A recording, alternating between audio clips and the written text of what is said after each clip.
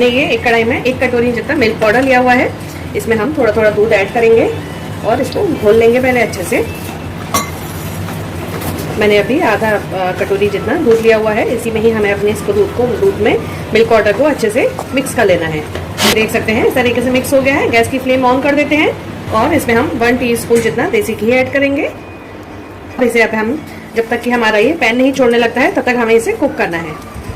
तो इस तरीके से इसे चलाते हुए इसको कुक कर लेंगे जब तक कि हमारा एकदम पैन रिलीज नहीं कर देता है।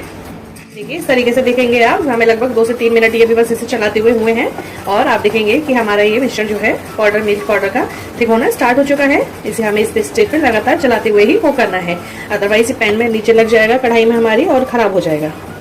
तो इसे हमें चलाते हुए ही बिल्कुल थिक कर लेना है। तो ये देखेंगे इस तरीके से हमारी एक बाइंडिंग कंसिस्टेंसी में आने लगा है हमारा जो मिल्क पाउडर हमने ऐड किया हुआ है। देखिए इस तरीके से घुमाएंगे तो पैन उसने अपना पूरा छोड़ना स्टार्ट कर दिया है। बस हम इसको प्लेट में निकाल लेते हैं और थोड़ा ठंडा करेंगे। हमने एक मिक्सी का जार ले लिया है, इसमें हम 1 टेबल स्पून जितनी चीनी ऐड करेंगे। एक बारी चला लेते हैं जिससे हमारी चीनी का पाउडर बनके तैयार हो जाएगा। चीनी को हमने एक बाउल में खाली कर लिया है। अब हमने ये एक आम लिया हुआ है और इसको अपने इसी जार में ऐड कर लेंगे। प्यूरे बना के तैयार कर लेते हैं। इस तरीके से हमारा पूरा पल्प निकल के आम का अच्छे से प्यूरे बनके तैयार हो गया है। आइए गैस की तरफ चलते हैं। हमने एक कढ़ाई ले ली है, आप कोई भी नॉन स्टिक पैन हो उस तरीके से ले लीजिएगा और उसमें जो हमारा आम का प्यूरे हमने निकाल के तैयार किया है बना के, वो अपना सारा इस पैन में ऐड कर देंगे। अब इसके साथ ही हम इसमें 2 टेबल स्पून जितनी शुगर ऐड करेंगे और अपनी इस आम के पल्प को शुगर के साथ हमें अच्छे से कुक कर लेना है जब तक कि ये हमारा एक स्मूथ कंसिस्टेंसी कहें या फिर जो हमारी ये गिरने वाली ड्रॉप होती है वो वाली कंडीशन इसकी खत्म नहीं हो जाती है। जब तक कि हमारी ये थोड़ी सी थिक नहीं हो जाता है तब तक हमें इसे कुक कर लेना है। तो इसे थोड़ा चलाते हुए ही कुक करेंगे जिससे कि हमारे ये नीचे तले पे ना लगे। ये देखिए इस तरीके से आप देखेंगे तो आप इसे कुक करते हुए आप देखेंगे काफी हमारा ये थिक होता चला जाएगा। इस तरीके से जब ये पैन छोड़ना शुरू कर देगा तो हम क्या करेंगे, इस तरीके से अपने इस बैटर में से थोड़ा सा लेंगे और एक प्लेट पे लेके इसकी एक ड्रॉप को हम गिराएंगे और फिर हम अपनी प्लेट को टेढ़ा करके देखेंगे हमारा ये बैटर फ्लोइंग है या एक जगह पे रुका हुआ है। अगर इन केस ये बैटर अपनी जगह से नीचे गिर रहा है यानी कि आपको अभी इसे थोड़ा सा और कुक करना है। अगर ये इस तरीके से एक ही जगह रुका हुआ है यानी कि आपका अच्छे से कुक हो चुका है। हम अपने गैस की फ्लेम को बंद कर देंगे और इसे पूरा आइए अपनी इस प्लेट पे ही स्प्रेड करेंगे। इस बैटर को पूरे को प्लेट पे निकाल लेंगे।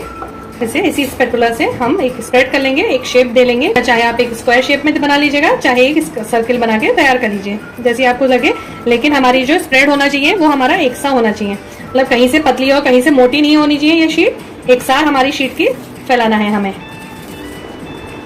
इसी तरीके से आप लोग आम पापड़ हो गया वो भी बना के तैयार कर सकते हैं। आम पापड़ भी सेम प्रोसेस से ही बना के तैयार किया जाता है, लेकिन उसमें हल्की सी खटास के लिए थोड़ा सा नींबू का रस भी ऐड कर देते हैं या फिर मैंगो के साथ ही एक कच्ची आमिया भी आप लेके पीसेंगे तो आपका वो आम पापड़ का बेस बन जाएगा। और इसी तरीके से कुक करके उसे स्प्रेड करना होता है हमें।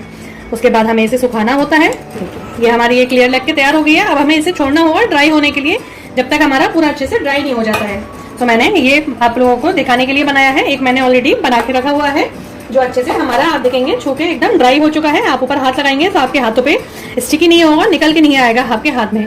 अब हमें क्या करना है, आगे मावा बना के तैयार किया था मिल्क पाउडर से, उसमें हमने जो अपनी 1 टेबल स्पून जितनी शुगर मिलाई है पाउडर करी है उसको इसमें ऐड करेंगे और कुछ ड्राई फ्रूट्स हमने थोड़े से पिस्ता आधी चम्मच जितने और थोड़े से बादाम लेंगे वो इसके ऊपर मिला देंगे और हमने खोए को इसमें अच्छे से मिक्स कर लेते हैं। मिक्स करने के बाद जो हमारा सूखा हुआ आम पापड़ है इसे हमने कल बना के तैयार किया था और ओवरनाइट के लिए छोड़ दिया था नॉर्मल पंखे के नीचे। तो ये हमारा अच्छे से सूख गया है। इसके हम स्लिट्स कट कर लेंगे, लंबी लंबी पट्टियों में इसे कट कर लेते हैं। इस तरीके से मैंने मिल्क पाउडर से मावा बनाया है, आप दूध से भी मावा बना के तैयार कर सकते हैं। इस तरीके से इनकी स्लिट्स हम कट कर लेंगे। ये एक्स्ट्रा है हमारा बाहर निकाल देंगे। आप चाकू से किनारे हटा सकते हैं या आराम से आप हटाएंगे। अगर हमारा ये एक सार बना हुआ होगा तो आराम से आपके हाथ में इस तरीके से आम पापड़ बाहर आ जाएगा। आप देख सकते हैं कितनी मोटाई हमने इसकी रखी हुई है। इतना ही आपको ये बना के आम पापड़ तैयार करना है। अब हमारी जो स्टफिंग है वो लेंगे, थोड़ी सी हल्का सा रोल लंबाई में कर लेंगे और उसके अंदर इस तरीके से रखेंगे और इसे हमें इस तरीके से घुमाते जाना है। तो ये एक इस तरीके से आम पापड़ रोल आपका बनके तैयार हो जाएगा, मैंगो मावा रोल। इसको हम एक प्लेट पे रखते जाते हैं। इसे दूसरा लेंगे, किनारा हल्का सा हम इसको चाकू की मदद से देखिए आराम से हटा लेंगे तो पूरी पट्टी आपकी बाहर आ जाएगी। इसमें भी थोड़ी सी स्टफिंग लेके इसी तरीके से फिल करेंगे। इस तरीके से इसमें रख देंगे और इसे हमें जस्ट रोल आउट करते जाना है और कुछ नहीं करना है। बहुत सिंपल रेसिपी है। बस हमें ध्यान रखना है कि हमारा जो आम पापड़ होना चाहिए वो इसी तरीके से परफेक्टली कुक होना चाहिए, ओवर कुक नहीं होना चाहिए, वरना वो अच्छा नहीं लगेगा दिखने में भी और टेस्ट में भी। तरीके से थोड़ा थोड़ा और आप चाहे स्टफिंग को बाहर की तरफ से ऐसे अंदर की तरफ पुश कर दीजिएगा तो अच्छे से आपकी फिल हो जाएगी। हल्का से इसे प्रेस कर देंगे जिससे कि हमारे जो कॉर्नर्स हैं वो आपस में स्टिक हो जाए। इसी तरीके से सारे स्ट्रिप्स को अपनी फिल कर लेंगे हम।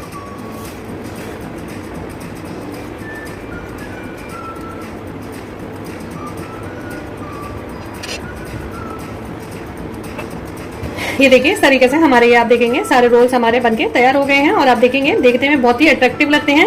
प्लस सबसे पहली चीज कोई देखेगा ऐसे तो वो समझ ही नहीं पाएगा कि एक्चुअली में ये है क्या। इसको हम थोड़े थोड़े कटे हुए पिस्ता से और बादाम की कतरन से गार्निश कर देंगे। आप चाहे थोड़ा थोड़ा गोले का बुरादा लगाना सो आप एक प्लेट में लेके हल्का सा इसको एक साइड से स्टिक कर सकते हैं तो वो देखने में और भी अच्छा लगेगा। चॉइस के ऊपर है, आपको जैसे आपको करना हो डेकोरेट आप उस हिसाब से कर सकते हैं, लेकिन इस तरीके से भी आप देखेंगे तो ये खाने में एकदम टेस्टी लगते हैं। किसी को समझ में नहीं आ पाता है कि ये किस तरीके से आपने बना के तैयार करे होंगे। सो इसको इन समर्स में आप बना के ट्राई कीजिएगा। रेयर रेसिपी है, आप लोगों को बहुत ही कम मिलेगी ये यूट्यूब पे देखने के लिए।